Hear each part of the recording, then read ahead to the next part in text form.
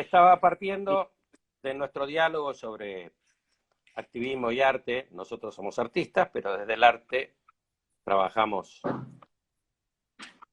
en derechos humanos y en nuestras ideas sobre la sociedad.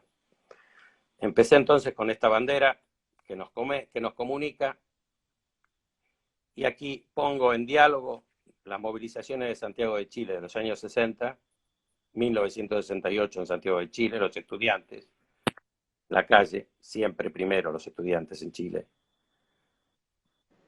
y una imagen del Cordobazo en 1969. O sea que los movimientos sociales en los dos países de alguna manera tienen una conexión histórica, así como lo tuvieron en los años 60, la fueron manteniendo a lo largo de la historia. Bueno, y la han tenido también desde la época de la independencia, ¿no? Por supuesto que sí, por supuesto. Claro. Desde la época de la independencia. Me contaba directamente recién cuando preparábamos esta conversación que has hecho un libro de poemas que se llama 1810. ¿Nos cuentas un poco? Sí, bueno, 1810, 1810, que es el 18 de octubre, cuando empezó el movimiento social el año pasado aquí en Chile. Y en el fondo es un libro que recoge todo lo que ocurre en la calle en términos de la escritura y de los textos que se escribieron, los textos encendidos, ¿no es cierto? Y a través y también recogiendo elementos que provienen de las redes sociales, especialmente de Twitter, en donde lo importante ahí es, claro, es cómo la expresión popular vuelve a transformar el lenguaje y a transformar también este lenguaje de la revolución y del cambio, desde un énfasis que también sobrepasa el habla coloquial y el habla cotidiana. Entonces hay una doble intención y un juego muy interesante, porque cuando se produce este movimiento, entonces se activan, se corren las fronteras, se corren los límites.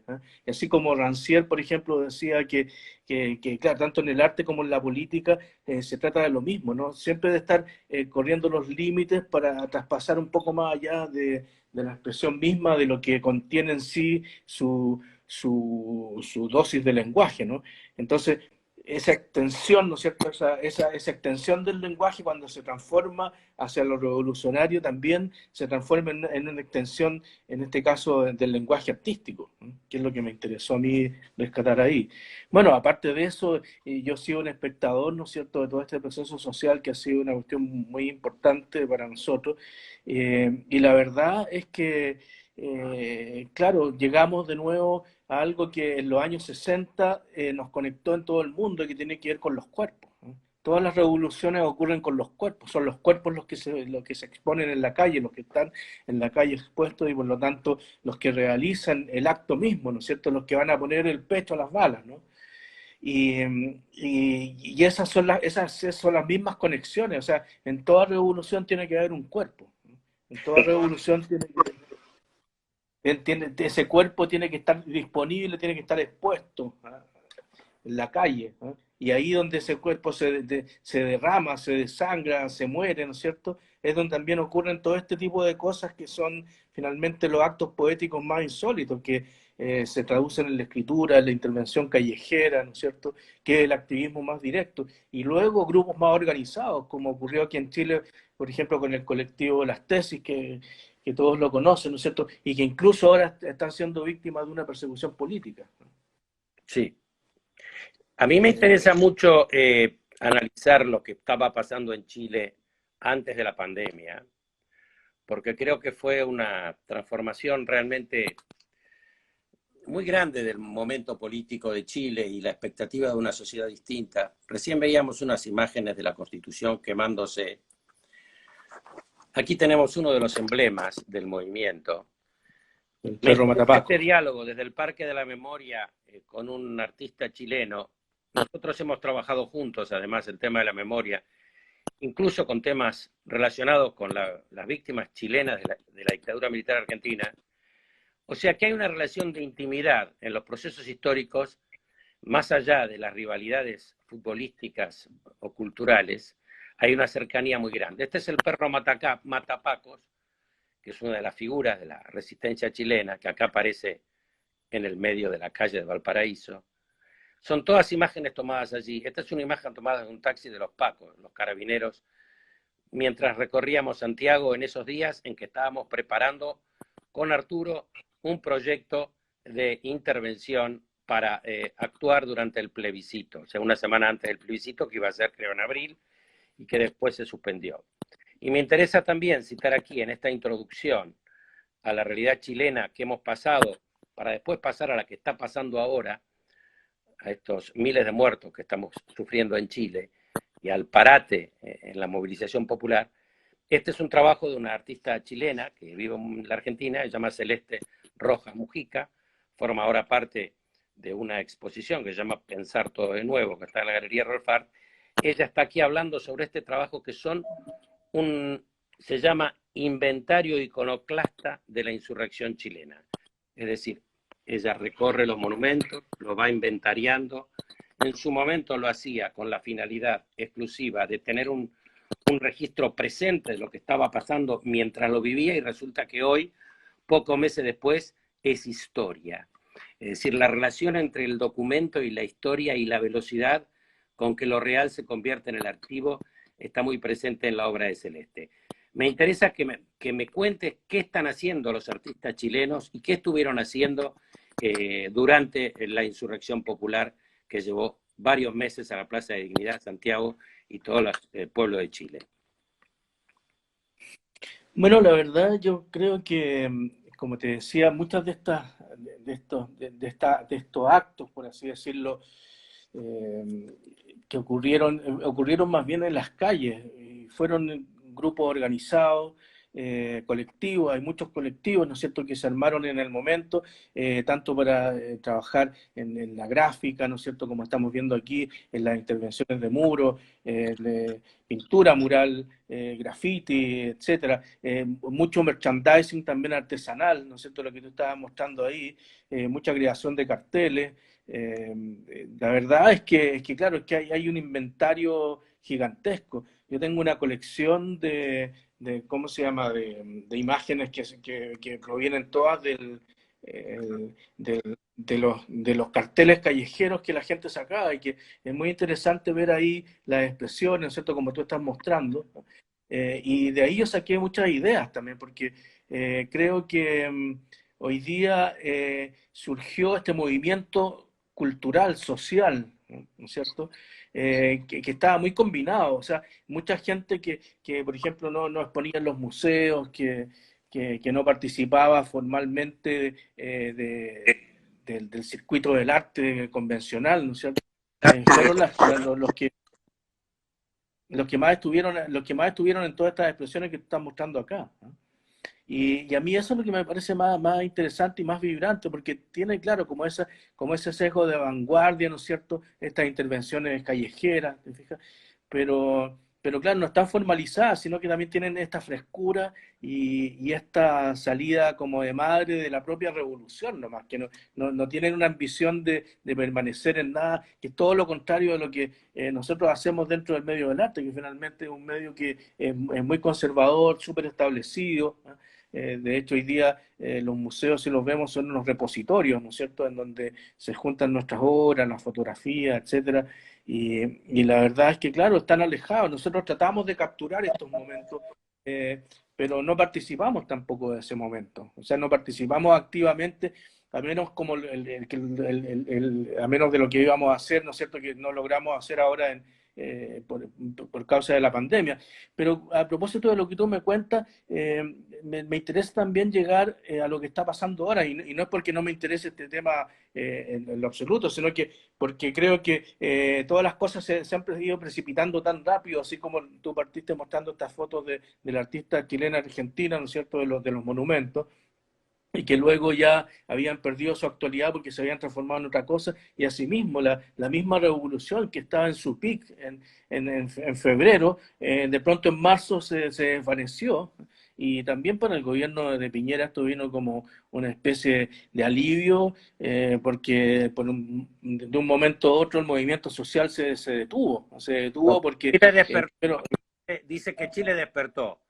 Sí, despertó. ¿Significa la pandemia que Chile se volvió a dormir o está esperando que esto termine? No, están esperando despiertos, están esperando despiertos adentro de sus casas, todos. ¿Ah?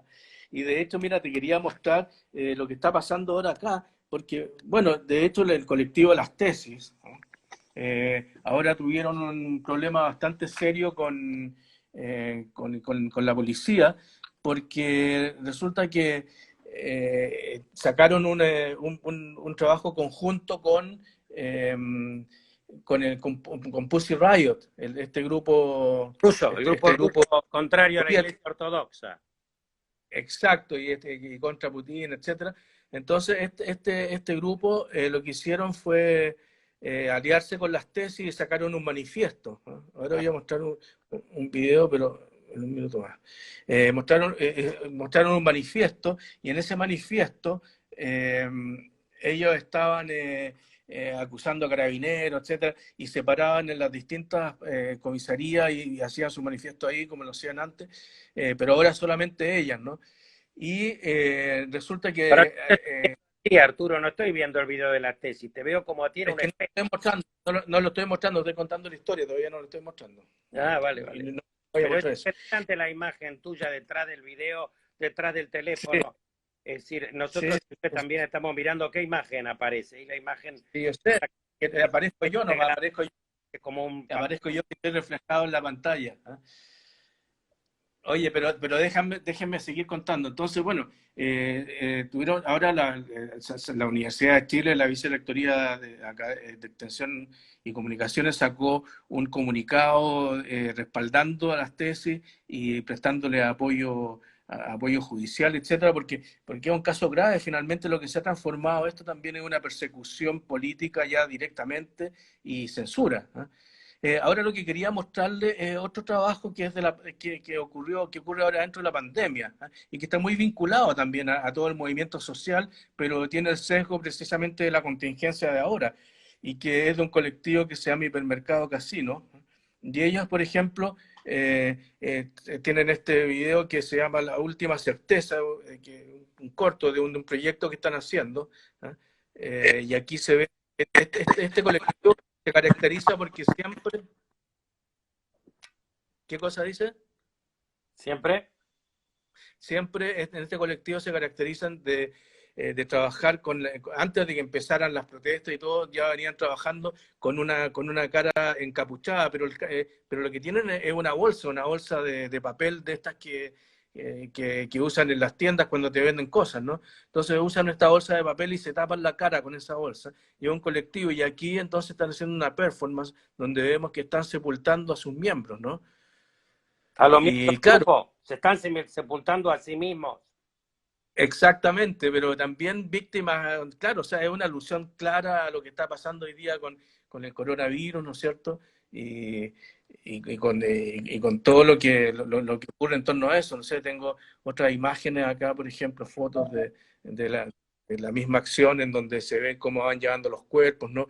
Y que tiene que ver hoy día con toda la tragedia social también que implica el tema de la pandemia, ¿no? O sea, porque aquí son dos historias paralelas, ¿no? Por un lado está la pandemia, por otro lado está también el movimiento social que está oculto detrás de todo esto. Entonces, a mí se me juntan las dos cosas acá, porque no solamente estos muertos no se sabe dónde son, si son de la pandemia, si son víctimas del Estado, si estos son un grupo de terroristas. Entonces, claro, comienza a verse algo que es muy diferente a lo que también estábamos acostumbrados a ver en términos de la calle, porque ahora no hay calle, ahora solamente volvemos a la individualidad, el espacio público se desplazó al ciberespacio. Estamos ahora capturados nuevamente por el ciberespacio, donde además pueden tener mucho más control de nosotros que como tenían en la calle, por supuesto. Ahora, estas imágenes de víctimas arrastradas con un plástico corresponde a una performance, no son víctimas reales, ¿verdad? Sí, no es real, no es real, pero también, bueno, hay muchas performances, no sé, también las que hizo Papas Fritas, por ejemplo, en donde no tengo imágenes de eso porque creo que en el verano. Papas Fritas lo que hizo fue tomar imágenes perdón, él arrendó una limusina, ¿no? Una limusina, y en esta limusina salió a pasear también con un grupo de gente que estaban todos encapuchados, ¿no? Y con armas, ¿no? Y salieron a pasear por el barrio Alto de Santiago, que es la zona más rica, ¿no es cierto? Están, qué sé yo, las zonas residenciales, y se pararon dentro de un hospital, de una clínica emblemática, que es la clínica alemana, ¿no? Que es una clínica es como las más importantes, las más buenas de Santiago, etcétera, y se paró este automóvil ahí, y en las puertas, ¿no es cierto?, por los dos lados, la limusina negra tenía escrito "Eat the Rich", ¿no? Come al rico, ¿no? Y entonces, claro, es una frase temeraria, temerosa, ¿no? Y al mismo tiempo, los que estaban ahí estaban encapuchados, estaban con armas y se bajan frente a esta clínica, y toda la gente huyó despavorida porque pensaron que era así como que venía, no sé, pues de un acto terrorista, ¿no? Y la verdad es que era una performance, ¿no? Y bueno, fue todo un tema, ¿no? Tuvo un Ah, revuelo peculiar. este punto de ambigüedad entre la realidad y la performance, este punto de confusión, que de alguna manera también sucede con esos cuerpos. Tú hablabas mucho de los cuerpos en la manifestación callejera, de cómo Claro, los cuerpos de la juventud chilena ganaron la calle, pelearon la calle y pusieron el cuerpo a claro. a ese militarismo verde olivo, súper agresivo, súper gaseador que conocí allí en Santiago, pusieron el cuerpo. Y hoy en día esta performance que muestra cómo se arrastran los cuerpos, nos muestra lo que está pasando hoy en día en otros lugares de Santiago, donde también no se muestra, pero están los cuerpos de las víctimas de la pandemia, que son Sin casi duda, 100.000. claro, Es decir, que no se claro. muestran esos cuerpos, obviamente, porque hay una situación, digamos, ética o una situación de cuidado, pero evidentemente el arrastrar artísticamente en una performance un cuerpo en una bolsa hace referencia a lo que está pasando en ese momento. Sin duda. Tú dices además de que las calles ahora ya no se pueden usar, comparado con la intensidad que tenía el movimiento callejero de Chile, en cierta medida es posible que le dé un respiro al gobierno, pero el gobierno no ha sabido manejar la situación y de alguna manera la pandemia en Chile está fuera de control. Esa es la imagen que hoy nos dieron cuando nos mostraron los números de Chile. Acá se va a restringir mucho más el movimiento, va a ser imposible prácticamente salir de casa.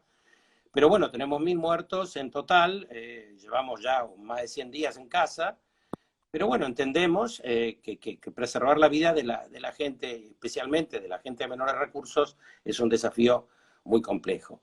Ahora, el arte, ¿qué puede hacer frente a eso? Bueno, nosotros podemos tener una conversación sobre arte y activismo desde nuestra casa. Podemos mostrar, por ejemplo, las imágenes de lo que estuvo pasando en Chile en estos tiempos. Podemos también quizás pensar en lo que vamos a hacer cuando volvamos al ruedo, es decir, cuando volvamos a, eh, a circular en las calles y en las galerías y en los museos.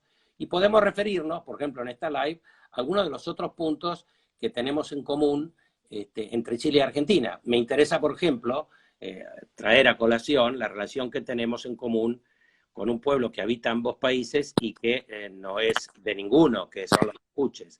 Aquí tenemos una figura muy emblemática de la resistencia, que es Catrillanca, un cacique mapuche, que además estuvo presente en la obra de Bolús Jarpa, en la última presencia de Chile en la Bienal de Venecia. Está este muchacho que fue una víctima de la represión, está aquí, está en las paredes de Santiago. Esta es una foto que hice allí en Santiago. Aquí lo vemos, organizarnos y luchar para construir una sociedad nueva. Es decir, ¿son artistas, no son artistas? Bueno, en la calle está ocupada por un arte popular que ha estallado. Están matando a no llego a leer a quién. Ese arte estallado es una base, una plataforma en la que se puede, supongo yo, crear obra, crear otro tipo de obra o una obra que esté espejada, relacionada con esta. Pero esto me lleva también a la relación que tienen el movimiento mapuche en Chile, expresado por este dirigente asesinado, Catrillanca, con un dirigente mapuche que fue detenido en la Argentina, se llama Jones Walla, que fue extraditado a Chile por sus vinculaciones con el movimiento de resistencia mapuche. Aquí lo tenemos, rodeado de gendarmes argentinos. Esto fue el año pasado, en el último año del gobierno de Macri. este cacique resistente mapuche argentino fue extraditado a Chile eventualmente para ser juzgado en la región del sur. No sé exactamente qué pasó luego con él. Y la tercera persona emblemática que los conecta y nos conecta también es Santiago Maldonado, una víctima de la represión. Se dice que murió asesinado, dice que fue juzgado, todavía está en investigación la forma en que se lo asesinó, la forma en que perdió la vida Santiago Maldonado, pero él estaba activando junto con una comunidad mapuche en el sur argentino y también fue represaliado por la gendarmería. Tenemos entonces aquí a Santiago Maldonado, tenemos a Jones Uala y tenemos a Catrillanca en las calles de Santiago. Es una conexión entre los dos países, por ejemplo, es una conexión entre dos movimientos, y el Parque de la Memoria, que es un lugar donde muchas de las víctimas de la dictadura militar argentina están recordadas, entre ellas 57 chilenos, es un lugar que no puede dejar de mencionar la resistencia de los pueblos originarios. Este es un proyecto, digamos, de arte que Arturo y yo compartimos, junto con un grupo de artistas que va a detallar mejor que yo. Es un grupo de incluye un músico, incluye performance, incluye a mi hija Carla, incluye a Arturo. Estamos trabajando en un proyecto frente al Museo de Memoria y Derechos Humanos de Santiago. Empezamos refiriéndonos a esta cuestión de la razón y el consenso, porque el escudo chileno dice la razón o la fuerza, y esto es como una crítica. Y mientras yo voy pasando algunas imágenes de lo que estuvimos pensando, te voy a pedir, Arturo, que nos cuentes con la qué idea andábamos para actuar en el momento del plebiscito, de este año, que se ha cancelado para, en principio... Sí, la verdad es que después de dar vuelta a muchas ideas llegamos a un consenso y que era crear un sistema participativo a través de una olla común, que aquí, como se puede ver en la imagen, hay una olla que está puesta, ¿no es cierto?, en las afueras del museo. Hay una tarima, ¿no? Hay un sistema de amplificación, hay micrófonos, etcétera. Y la idea entonces era convocar a un grupo de personas allí, ¿no?, para ir a comer en esta olla común, y que de alguna manera ya está anticipando lo que está pasando, lo que está pasando hoy día en Chile con la pandemia, ¿no?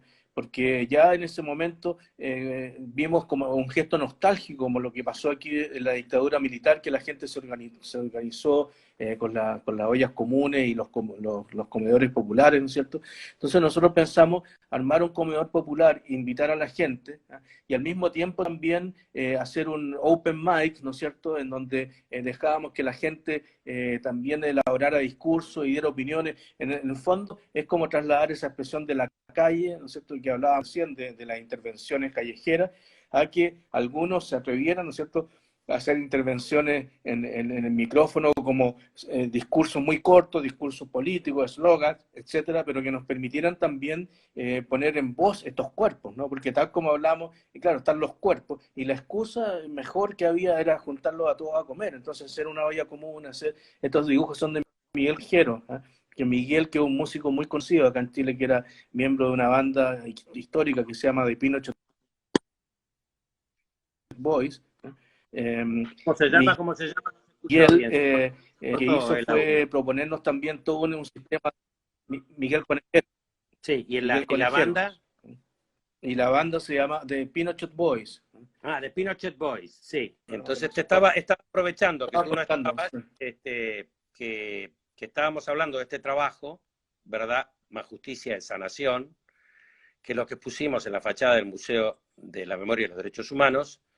Y voy a pasarles brevemente, ese texto salía de esta pintada callejera que hizo la Brigada Chacón, era una colaboración entonces con la Brigada Chacón, que nosotros sacamos de la calle y la pusimos en el museo. Esta es una bandera que mide 30 metros, más o menos, porque el museo mide 100. Era la primera vez que se utilizaba la fachada del museo para hacer una obra de este tipo. Después tenemos la consulta, esto se refiere mucho a la historia de Salvador Allende, y entramos en la conexión entre el Río de la Plata y la obra de Arturo. Acá tenemos una cruz, una espada, otra estrella, una hoz y un martillo, que conversan con mi cruz, mi hoz y martillo, mi estrella, mi espada. Ahí está. Esa es una conversación de símbolos.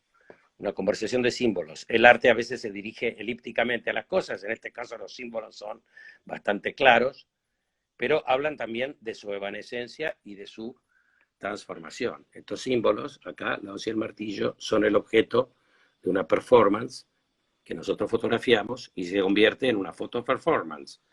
La hoz y el martillo se convierten en herramientas de diálogo visual. Tú decías que esta obra te interesaba en particular, Arturo.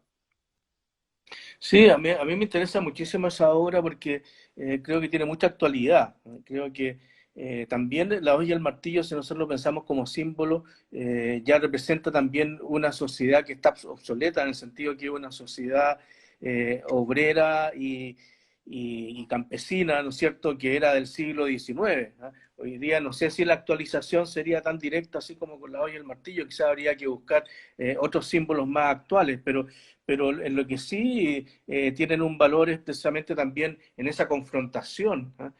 De las áreas de la economía que tienen que ver con tipos de producciones, ¿no es cierto?, desde el campo, desde la producción industrial, etcétera, que representan de alguna manera el poder también y el motor de la sociedad a través de la cual se mueven todas las economías y ocurre todo lo que ocurre, ¿no es cierto?, como donde podemos vivir.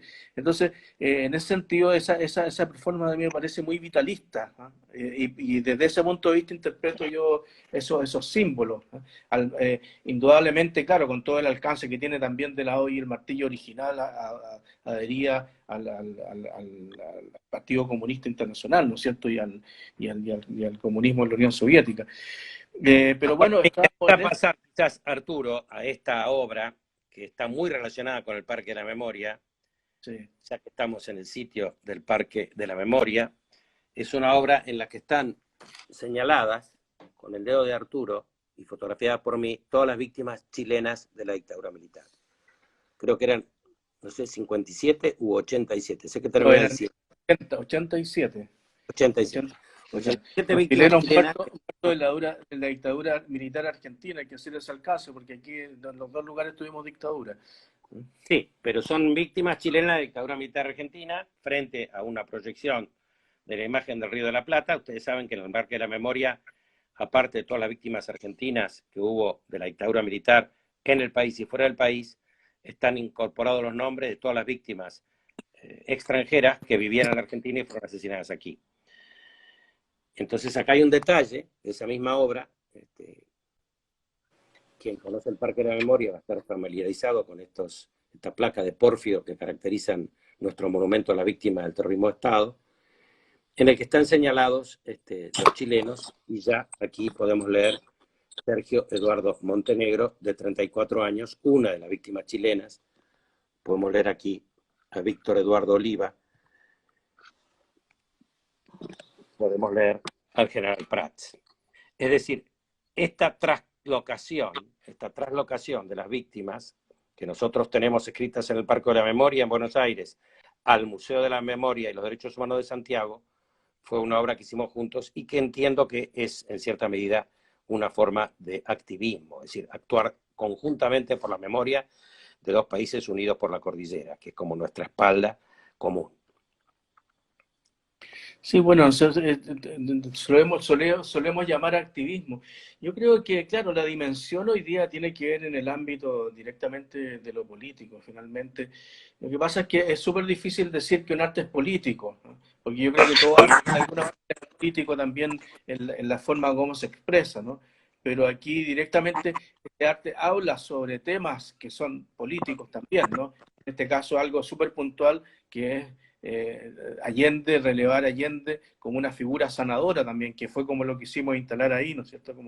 Como Allende de profesión era médico, fue médico general, ¿no es cierto? Trabajó en Valparaíso, tuvo su consulta y que fue lo que nosotros también trasladamos allí al museo, como un acto también de análisis para entender qué es lo que estaba pasando hoy día entre esta confrontación entre dos mundos que coexisten y que tienen que ver con el mundo de la memoria de las dictaduras en Chile y en Argentina, y por otro lado, cómo el neoliberalismo, ¿no es cierto?, disfrazó también todo esto en un museo y lo convirtió como en un pack, ¿no?, en donde nosotros íbamos a poner de alguna manera una cuota como también de activación dentro del mismo museo, ¿no?, porque crear una consulta ahí, de hecho, la gente se atendía simbólicamente, ¿no es cierto?, en términos de tener que llenar un formulario médico, y después de eso llegaban a una sala a una sala de tratamiento, ¿no? Y esa sala de tratamiento era un lugar más lúdico. Este era el escritorio original de Salvador Allende y su silla. También tenemos el título, ¿no es cierto? Esto fue, y la placa, que era el de acceso a su consulta. Y estos fueron elementos que pertenecieron a su consulta y a su vida personal, y que fueron también provistos por la Fundación de Salvador Allende, la familia, ¿no? Esa es la placa original de la consulta que él tuvo en Valparaíso, en el Hospital Van Buren. Es En los años 40. interesante que en su momento nosotros quisimos rescatar la figura de Allende y poner su fotografía en la fachada del museo. Eso no lo pudimos hacer, solo pudimos poner la frase que leyeron sobre la sanación, verdad y justicia son sanación. Creo que el Parque de la Memoria de alguna manera tiene ese rol, ¿no?, de que aplica la memoria, reivindica la verdad, apoya la justicia y su propia gestión como lugar artístico de diálogo, de peregrinación para recordar a las víctimas, de encuentro en las familias, es una forma de sanación. Eso de alguna manera está implícito en este trabajo. Por eso me gustaría también que nos cuentes un poco, en otra parte de este diálogo que tuvimos entre nuestras obras, en este proyecto común de arte que yo creo, o yo me llego a llamar como arte con derechos humanos o preocupado por los derechos humanos, aunque de una manera elíptica, indirecta, no hace falta hacer. Que nos cuentes un poco de estos huesos, cómo has trabajado tú con los huesos humanos en tu trabajo. Aquí están los huesos humanos colgados en el museo. Yo sé que has hecho una bandera chilena con huesos humanos.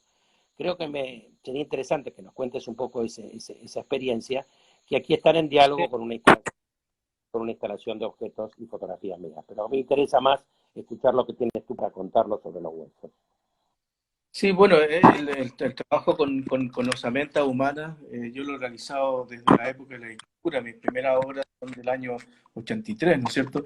Y esa bandera la quitó hace una alusión, eh, se las voy a mostrar aquí.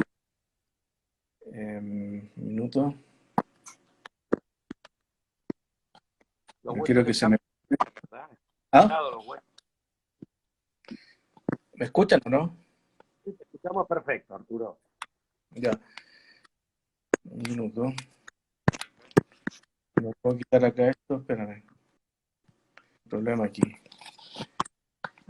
Mientras hay problema, quiero volver a pasar el aviso de que el Parque de la Memoria tiene en la web una presencia digital permanente, ya que no se nos puede visitar, no pueden visitar la sala donde en este momento tenemos la muestra de identidad de Abuela de Plaza de Mayo, pero ya podrán volver a hacerlo cuando termine este desastre. Aquí está la huesa, la muestra de La huesos, huesa de bandera. para ser más poético, Claro. nerudiano Bueno, o esta es una parque. obra muy conocida, es una obra muy conocida mía. De hecho, yo la expuse también en Buenos Aires en algún momento en el centro de Recoleta, muchos años, donde nos conocimos también nosotros, ¿cierto? Hace unos 15 ¿Fue hace años, cuánto empezamos a 15 años, trabajar? 15 ¿Cuánto? años, más 15 de años. 15 años. Sí. Entonces, bueno, esta bandera es del año 95 es parte de una serie de obras que yo he hecho con huesos humanos, y que, claro, no es que tenga una especie de perversión con los huesos humanos, pero finalmente los huesos humanos son el último repositorio del cuerpo, ¿no? Es lo que más, lo que más se tarda en morir, ¿no? O sea, pueden pasar años hasta que los huesos lleguen a convertirse en polvo efectivamente, incluso aún así, dependiendo de las condiciones climáticas de los lugares, los huesos pueden existir hasta milenios. Por eso tenemos momias, ¿cierto?, precolombinas, de distintas culturas. También tengo otros trabajos hechos con osamentas que son más recientes, como como esto que, a propósito que tú hablabas de la relación también con la cultura mapuche, ¿cierto? A mí me interesa mucho no solamente la cosmogonía, sino que también el tema político que hay ahora.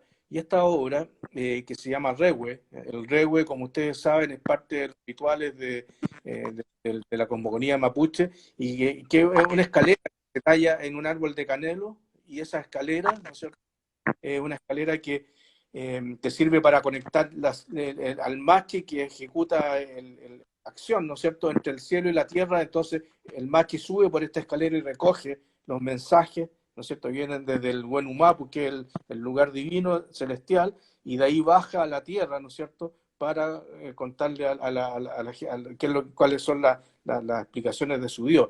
Entonces, a mí me interesó mucho trabajar esto porque también dentro del Rehue hay una memoria que tiene que ver con sus huesos y con los atropellos también a su cultura, ¿no? Así como Chile, como país, nosotros lo podemos identificar en una bandera, al pueblo mapuche también lo podemos identificar en ese Rehue porque es parte de su cultura ancestral, ¿no? Es incluso como el instrumento divino.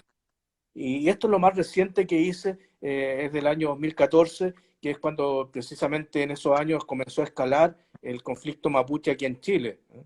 En la época del gobierno de Bachelet, que no fue capaz de llegar a una solución, porque finalmente lo que hemos visto es que todos los gobiernos después de Bachelet están aliados, ¿no es cierto?, contra el pueblo mapuche aquí en Chile.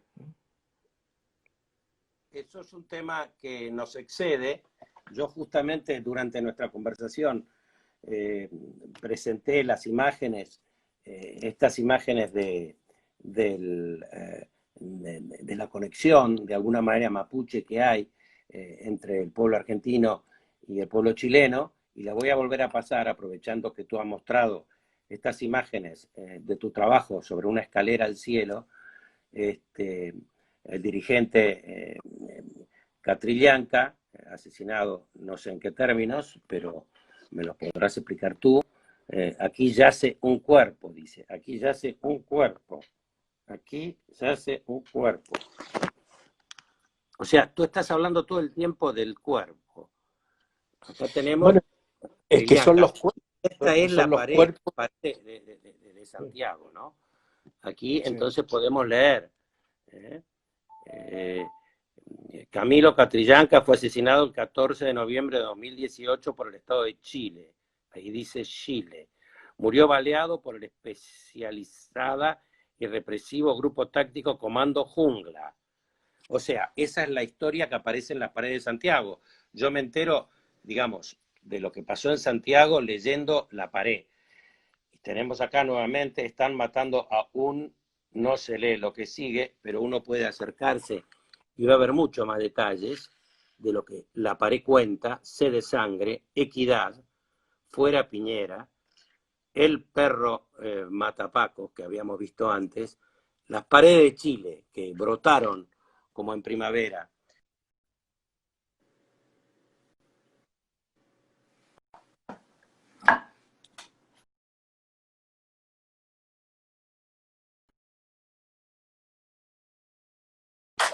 Tenemos aquí esta imagen muy y muy dura para ver ahora, de un dirigente mapuche, Jones Huala, extraditado de la Argentina para ser juzgado en Chile, no sé por qué, se lo acusa, está con su ropa tradicional, un personal de la Gendarmería Nacional lo custodia, de la Gendarmería Nacional Argentina, y aquí aparece, en el momento de su extradición, rodeado de milicos, este dirigente mapuche.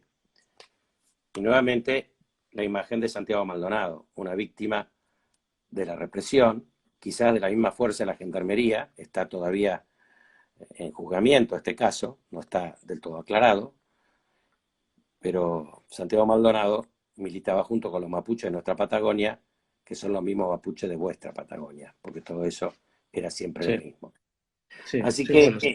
esta identificación, es decir, esta relación de imágenes con militancia, con arte, con narración, son situaciones que estamos viviendo ahora cotidianamente y que nos están de alguna manera dando herramientas para poder crear una obra narrativa, una obra visual, una obra artística que parta de esta realidad y que la pueda interpelar, la pueda interpretar y pueda contárselo a los más jóvenes, a los que siguen, a los que vienen. Sí, bueno, eso sería en el rol de que la obra efectivamente fuera hecha con el ¿no es cierto? Pero yo creo que también tenemos que pensar en que son muchos los temas, o sea, cuando hablamos de activismo hoy día acá en Chile, no es solamente la pandemia o el movimiento social son muchos movimientos, ¿no? Por un lado está lo que tú citabas, la reivindicación mapuche, ¿no es cierto?, y que es una guerra sostenida, ¿no? Por otro lado, ¿no es cierto?, está el tema de los fondos de pensiones, por otro lado está las reivindicaciones LGTB, por otro lado está el feminismo, los que no quieren más taques en las carreteras, etcétera. Entonces, yo creo que hay muchos frentes por cubrir también. Estamos viendo como algunos aspectos que tienen que ver con esta indignación, ¿no? Y que esa indignación finalmente tiene que ver con la explosión también de un sistema que está explotando también en distintos lados. En Estados Unidos, ya vimos en Brasil, en distintos países de América está pasando lo mismo, ¿no es cierto? Hay una confrontación permanente ahora contra el sistema, porque el neoliberalismo se ha apropiado de todo, así como se ha apropiado de las mentes, ¿no es cierto?, a través de la psicopolítica y de las falsas noticias y también todas estas operaciones de inteligencia. La muerte de Catrillanca, Jones, que tú citabas, son todas operaciones de inteligencia que hacen para ir desacreditando al pueblo mapuche, ¿no es cierto?, y alejándolo también mucho más de sus reivindicaciones y querer presentarlo solamente como terroristas, ¿no? Pero en el fondo lo que está detrás es un problema de tierra, es un problema de inversiones, ¿no es cierto?, un problema del capitalismo que está tratando de apropiarse, ¿no es cierto?, de lugares que pertenecen a estas minorías y que están en conflicto. Entonces es una cuestión mucho más grande y que eso ha permeado toda la sociedad en términos de una adhesión también a esa lucha, porque finalmente, lo queramos o no, de una manera u otra, todos los chilenos pertenecemos de alguna manera a un pueblo originario, ¿no? O sea, estamos vinculados por tercera, cuarta, quinta, décima, no sé cuántas generaciones, pero todos aquí somos mestizos, ¿no? Salvo las élites, ¿no es cierto?, o grupos étnicos que se mezclan entre ellos, ¿no es cierto? Pero la verdad es que todos los chilenos originales, digamos, se identifican bien con estos pueblos originales porque de alguna manera alguno tuvo un abuelo, una bisabuela, una tatarabuela, alguien relacionado con eso, ¿te fijas? Por lo tanto, es un tema muy sensible aquí, es un tema muy sensible. En Argentina yo no sé cómo es, ¿no?, con los mapuches, pero aquí No, es un tema ha sido un que tema no solamente muy, tiene muy que, sensible, ha pero sido muy que es un tema sensible para nosotros también en Casa Maldonado. claro, pero aquí el tema va más allá de las tierras, ¿no? Porque en el fondo, finalmente, el tema contra los mapuches tiene que ver primero con una discriminación, ¿no?, con una especie de xenofobia también, podríamos llamarlo así, aunque ellos sean chilenos también, ¿no es cierto? Pero también por el color de piel, por la cultura, porque no lo entienden. Un rechazo sistemático que es cultural y que mucha gente la siente esa discriminación. Por lo tanto, esto es algo como también más general y que finalmente tiene que ver con discriminar a los pobres, a las minorías, ¿te fijas? Entonces, lo que ocurre con los discursos neoliberales es que por un lado abren una puerta, pero por otro cierran otra. O sea, pueden darle el paso al matrimonio gay, por ejemplo, pero sin embargo no abren la puerta para entregar los territorios a los mapuches, por ejemplo, o a reconocerlos, ¿no? Entonces yo creo que, Vamos terminando, nos quedan 5 minutos. si lo Hemos sé, hablado quiero cerrar este tema. O sea, yo creo que el activismo también tiene que estar en todas estas reivindicaciones de las cuales yo estoy hablando. O sea, creo que sí, para hablar de un futuro de eso, sobre todo a partir de Chile y el cambio social que se produjo acá y lo que está pasando ahora en esta pandemia que se está nuevamente incubando, ¿eh? Se está incubando un levantamiento. Esto no va a terminar bien. Yo de verdad temo mucho por mi país porque creo que aquí van a ocurrir cosas fuertes luego que se levante la pandemia y quizás antes, porque ya están ocurriendo cuestiones a través de todo el manejo tardío, ¿no es cierto? Esto que dan signos de algo bastante fuerte que está ocurriendo por debajo. Ahí tenemos una Entonces, humareda. Ahí tenemos sí, una humareda para concluir. Yo escucho muy interesado, no sabemos qué va a pasar, no sabemos qué va a pasar en ningún lado, hablemos de arte. Ya que no sabemos lo que va a pasar, hablemos de qué vamos a sí, hablar, del futuro. Del futuro no podemos. Eso yo te sí. pongo esta imagen desde el balcón de A tu mí, casa, de sí. un quemazón, de unos humos que salen en la puerta del Museo de Arte Contemporáneo de Chile, del Museo de Bellas Artes, que están en esa En calle. realidad no era ahí, era en la calle, pero se ve como que estuviera en el museo, pero es en la calle frente al museo, de una barricada eso, ¿no? Entonces, ¿qué va a pasar con los museos ahora? Arturo, ¿vamos a volver a los museos a hacer arte político? Yo creo que nadie está interesado en los museos. A mí me interesa más instalarme con una carpa en la calle, salir a conversar con la gente. Creo que esas son las formas de activismo con las que uno tiene que trabajar hoy día, porque si bien la gente está movilizada, hay que educarla también, porque la gente hoy día tiene una incultura política tremenda. A mí me parece que cuando hablamos de hacer algo juntos en Chile frente a plebiscito por la nueva constitución, desde un principio estuvo claro que lo que había que hacer era actuar en la calle. Sí.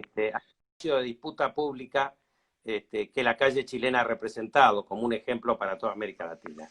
Así que creo que es allí donde las cosas volverán. No quiere esto decir que los museos no puedan hacer lo suyo, no puedan incorporar después el resultado de este trabajo, pero ahora es en la calle. Por eso nos propusimos actuar en la calle. Tenemos la suerte en el Parque de la Memoria de estar en un espacio público que puede visitar. Seguramente nuestro parque con las víctimas, con todas las víctimas de la dictadura, va a ser un lugar al que va a poder acudir, quizás no a nuestra sala, pero sí al parque. Estamos pensando en utilizar el espacio público para dar lugar a las manifestaciones artísticas de los artistas del país, de los artistas que tengan un proyecto y que no lo puedan hacer en otro lado, porque los museos están cerrados o porque las dificultades de distancia social implican una dificultad, y vamos a poner el parque a disposición de esto. Por eso me interesa esta imagen un poco mostrando el humo al lado del museo. Es una relación un poco indirecta, pero bueno, es el tipo de relaciones que a mí me interesan a veces. O estas imágenes de un monumento a María con una población de la sociedad de clases. Estas no son más que la calle de Santiago. Este monumento está justamente enfrente del Museo de la Memoria y los Derechos Humanos, ahora transformado. La Revolución Terrícola, la nueva Constitución. ¿Qué va a pasar con la nueva Constitución, Arturo? Bueno, es un misterio igual de grande todo lo que va a pasar después de que termine la pandemia acá, porque creo que la nueva constitución, o sea, lógicamente se va a aprobar la moción para hacer una nueva constitución. Lo que no sabemos todavía es qué constitución vamos a tener, ¿no? Y yo creo que esto sería un antecedente muy importante también. Bueno, en Colombia se hizo una asamblea constituyente, ¿no? Pero tampoco, o sea, esa asamblea no sé qué significó la sociedad colombiana. O sea, creo que se modificaron algunas cosas, pero que no fue algo que tuvo una incidencia tan grande como para nosotros, porque lo que nosotros queremos es cambiar el sistema. O sea, lo que aquí se discute hoy día en todos los grupos, con los amigos, es qué es lo que queremos, qué país queremos, ¿no es cierto? Porque, claro, todos decimos no queremos este sistema neoliberal, pero también nadie quiere dejar de comprarse un celular o quiere... O sea, creo que tenemos que ciertamente detener el consumo al consumo que teníamos actualmente. Bien, ¿qué Pero país queremos? ¿Qué sociedad queremos? ¿qué sociedad ¿Qué queremos, no? forma de vida queremos? Nos quedan 1 minuto y 50 segundos para contestar esas Sí, preguntas. Va a ser difícil que podamos ponernos de acuerdo o de elaborar una respuesta. En este momento de incertidumbre, lo que de momento queremos es salud. Lo que de momento queremos es que no haya pobres y gente sin recursos muriendo en nuestras calles. Lo que queremos es darle salud pública a la gente para después pensar educación pública. esperar este momento nefasto, pero que al mismo tiempo nos ha marcado y nos está marcando a todos, qué es lo que vamos a poder hacer desde el lugar de cada uno, desde el Parque de la Memoria, desde la web, desde nuestras inscripciones callejeras,